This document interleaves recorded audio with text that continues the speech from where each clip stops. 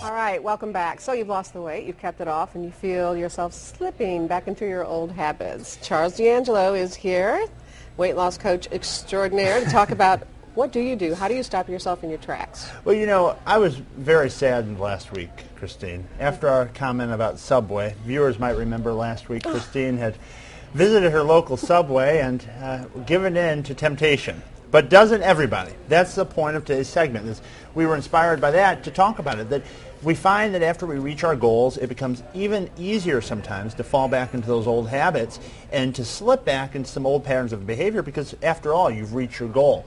So the first thing you have to become aware of is whether or not that is you. I mean, did you feel that when you gave in to eating those few cookies that, oh my goodness, I'm sabotaging myself? I don't think you want to ask me this question. Yeah, I do. I want to know the reality. Right. Come on. When I ate those cookies, they were so good. I drove to a park, rolled down the windows, and ate hot, fresh chocolate chip cookies.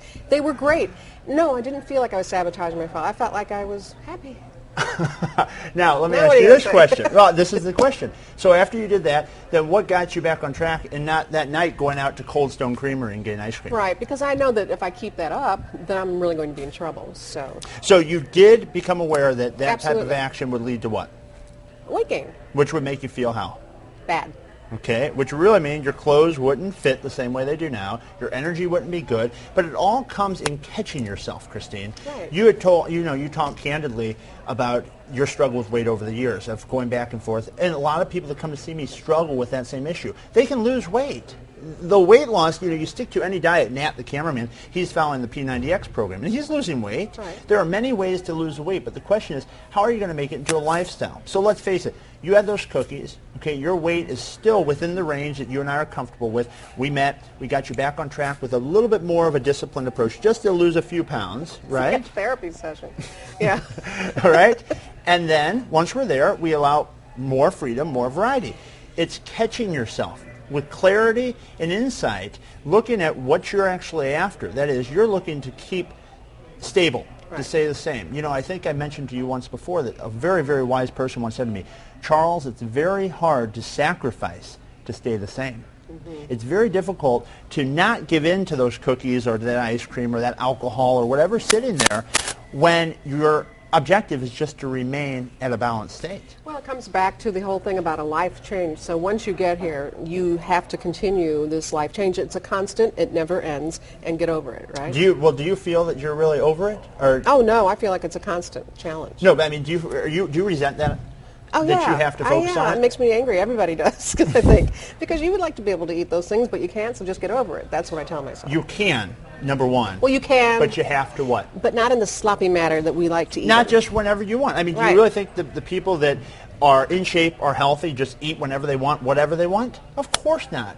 They eat with consciousness. They eat foods that they know are supportive to their body, and it's become unconscious to them. Right. When we struggle with weight, you were once overweight, I was once morbidly overweight, we have to remember that it's not as an unconscious thing for us. We have to actually be conscious about it, but after developing habits, it becomes much, much easier to stick with it.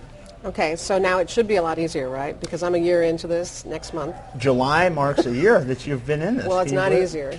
It's not easier. But the reality is that this is a long-standing struggle for you, and it's been a long-standing struggle for a lot of people. But let's face the facts. You are still at your ideal weight that you've been at now since, when did we hit your goal? Like December? Yeah, I guess October or something like that. Yeah. Oh, yes, that's right, because July to October. So you've been at your goal here in this range since then. So I think for people like me and you, how you used to be, because now you are not that way at all, and I still have a tendency to sometimes get drawn in that direction. It's all about staying aware of what you're eating. Staying accountable. Accountable. Having someone there. And never cheat 2 days in a row. And make sure the exercise stays consistent. Yeah, that's because really what would have important. happened if, Christine, if you would have started doing those types of slip-ups, but you wouldn't be exercising? Oh, I know. And as you remember, when I told you I ate the cookies, I also got on the treadmill. Yes, but you can't commit caloric suicide. You said, well, don't worry, Charles. I did an hour of the treadmill that night, more than you're supposed to. You don't want to get in the idea of that exercise is going to cancel out bad food choices, because that leads down a very dreary road, because pretty soon you find that that exercise is not doing that. Right. And so you say, well, why in the heck should I keep exercising at that rate and intensity when I'm still gaining weight? Instead of correcting the issue. The issue is lack of planning, okay? The giving in when you know that you really shouldn't be. Okay, well, thank you, Charles. It was great to see A you. live on-air session with Charles and Christine. There you go. Yeah, I really appreciate it. All right, well, you can go to our website and ask Charles your questions or your question at kplar11.com, and he'll find a way to help you, promise. Well, each of our birthday